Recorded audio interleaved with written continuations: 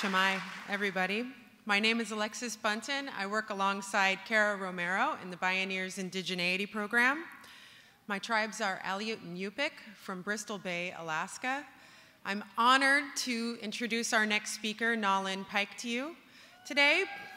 I know, woo, Naelyn. But before I do, I want to start with a brief story. You know you're living in a confusing, topsy-turvy time when Donald Trump makes John McCain look like some kind of every person's champion for access to basic human rights. I assure you, he is not. When I first graduated high school, I went to Senator John McCain's presidential primary speeches.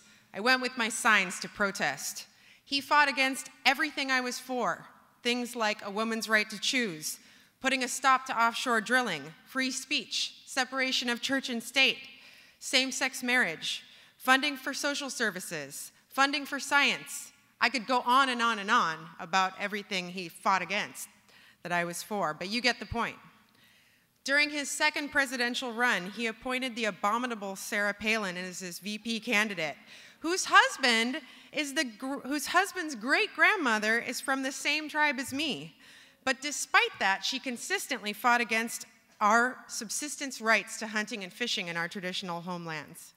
So I was not surprised when 20 years later, John McCain put forth a defense bill that included a rider that gave land to Resolution Copper for a mine to be put in Arizona. And that land was Oak Flat, a sacred site of prayer for the San Carlos Apache people. Naelyn Pike just graduated high school this year. Woo, give it up. Woo. She is now the same age that I was when I first started protesting McCain, but she's already been fighting to save Oak Flat for 3 years now. Are you guys getting what I'm saying here? I'm old enough to be Naelyn's mom. I'm older than her mom. And John McCain is still stripping our sovereign tribal rights away and destroying our sacred land for mining and drilling through his racist policy. It is intergenerational now. I first became aware of Naelyn and her tribe's fight to save Oak Flat when I saw this viral image of a beautiful young Native woman standing in her moccasins in Times Square, bow and arrow pointed down towards the earth, looking forward with a determined look on her face that portrayed strength. Naelyn's spirit that came through this photo gave me a kind of hope that I can barely explain it in words. I'm sure you're getting it right now, looking at the photo. Later, I learned that this photo was taken when Naelyn was on an epic road trip from the San Carlos Reservation in Arizona to Washington, D.C. to fight to take back Oak Flat. Last year, I had the privilege to finally meet her in person and work with her. This poised, powerful young woman has what it takes to organize people to fight, despite ongoing generational trauma, despite the current administration, probably even stronger for it. When you hear her speak, she's like a cipher that brings the wisdom of generations with her. The last thing I want to say is that in addition to being very wise, Naelyn is also incredibly down to earth and humble. When I was facilitating the Intercultural Conversations project that my good friend and program partner, Alvin, spoke about earlier on the stage, I asked Naelyn if she would be willing to call our students and speak with them and spend time with them, at least virtually, through our platform. She took my phone call. She dropped what she was doing, which was she was literally shopping for college supplies at a store. And she said, yeah, I'll be available for your students. When do you want me to call in? I'm there. Naelyn is just like that. So give it up for my hero, Naelyn Pike. Thank you. Tagute, she Naelyn Pike Gonze, she San Carlos Gonliu, she Chiricahua. Hello, my name is Naelyn Pike. I am enrolled in the San Carlos Apache tribe, but I'm Chiricahua Apache. I got a little choked up from previous watching these discussions and from the panel that we had yesterday in the Indigenous Forum. But right now, I'm going to tell you a brief of my story and where I come from and who I am. I'm fighting to protect our sacred land, which is Zichlin Chasian and Chichil Biltagot Il.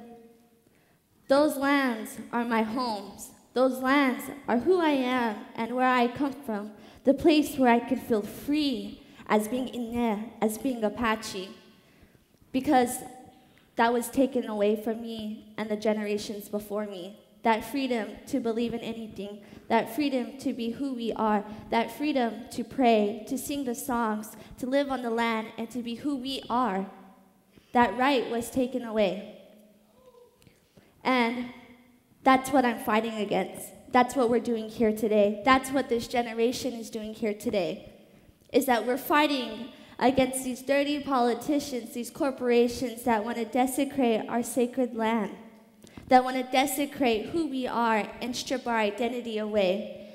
That's the generational fight, where my great-grandmother was told that she couldn't be who she was, that she was stripped away from her identity because that was savage, that wasn't right. Kill the Indian, save the man.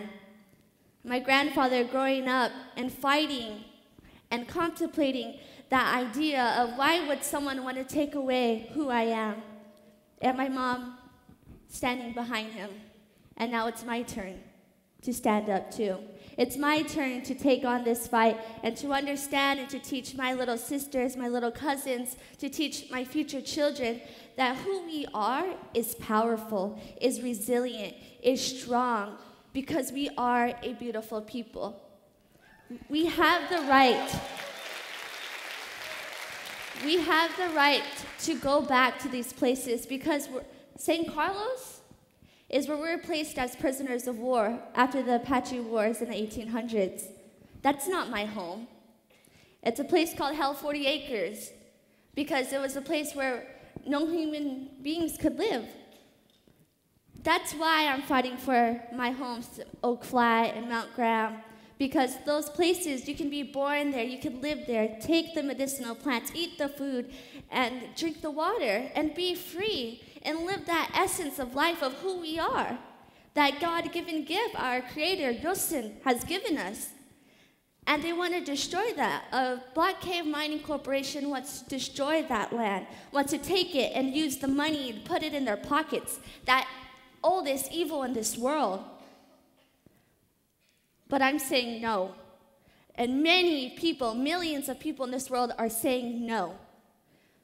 We have so many sacred lands that are going to be desecrated, so many fights that are going to protect Chaco Canyon, to protect bears, to protect indigenous land, food, water, the right to live, our identity, to protect Mauna Kea, to protect the Missouri River. We're fighting against so many pipelines, these evilness in this world. And the thing is that these generations behind us had told us this prophecy. But there's another prophecy, that the youth is going to stand, and that's us today. That's us here and now.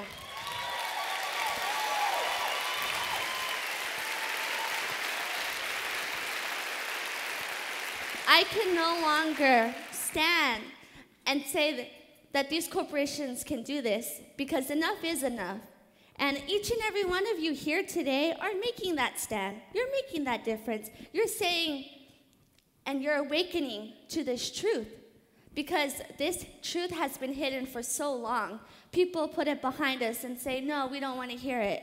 It's just a native issue. Go back on to the reservations. No. And that's where we stand here now, and that's why I'm telling you now that these truths need to be heard. We need to be awakened and understand that these things do need to be heard, because if it's not heard, what are we going to do?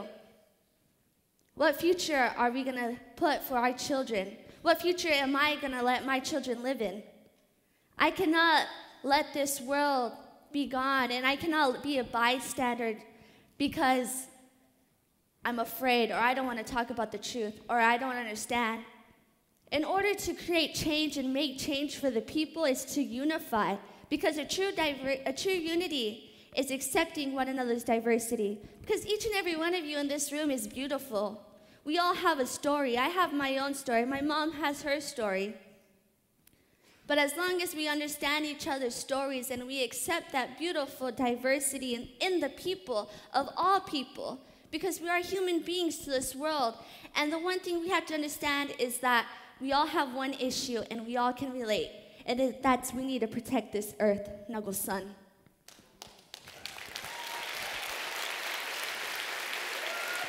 If we do not protect her, if we do not save her, and if we let all these corporations take these resources until it's run out, then there's no future for our children. And you're hearing this from a young girl. So that's telling you something. That this is a crucial time that we need to make changes, whether it's through the laws, to the systems, because anything could happen. Either we believe in this hope, because I believe that there's hope. There's hope within this room, hope in this conference, hope outside, hope in the communities, that there's going to be a difference, there's going to be a change, and that change is here and now. And if we don't make that change, then there's no future. Everything's going to be gone. And that's what's important, is to understand that we need to protect these sacred areas, these sacred lands, and protect each other's rights to believe in anything. Because if we don't accept that, then I gotta say, then what are we doing? What are we fighting for? We must be not thinking at all. And that's why we have to wake these dirty politicians like John McCain, like Trump, and because we are the people. We are the people. We make that difference. We make that stand. We create the policies. If it wasn't for the people, then no one would be here. And so tonight and right now, here I'm telling you that I'm very proud. I'm very proud of the youth that are standing up. I'm very proud to see the essence in the children, because that's beautiful and we cannot take that away. We cannot take what is important to us and what is important to those ahead of us, because the youth is making a stand. The youth is letting our voice be heard. And if you can't listen to that, then there's no future. So what I'm telling you is that each and every one of us have our own story, but each and every one of us needs to listen to it, because these lands, these places, my land, my home, where I come from and where I'm able to be who I am, can be taken away. And if it's not my land, it's someone else's in their community. It could be in your backyard. That's where we have to understand that protecting Oak Flat and protecting all these other sacred places will set a precedent to the future of this country, to the future of our people and humanity, and the future of this earth. It is up to us to make that stand now, here, today, to stand up and take that path, because you can stand up, but it's if you walk it. Every single day of your life, if you walk that life, if you take that action, and after this conference, that's what is important, is what you're going to do next. You may go to all these vendors, and you may go and look at the panels, and you may watch me now, but it's what is in your heart, that fire lit within inside you. And that fire is rising in the youth. You could feel it. You could feel it in the ground. You can hear it in the trees. You could feel it in the air as you breathe it. Because this change is here and now. And it's up to you to make that change too. To stand with us. And to just be you. Because it is important that we unify. It is important that we help and support one another. It is important that we protect this earth and our right to be a human being and believe in anything that we want to believe in. It's up to us here and now. It's up to you. So, yeah, Sean, thank you.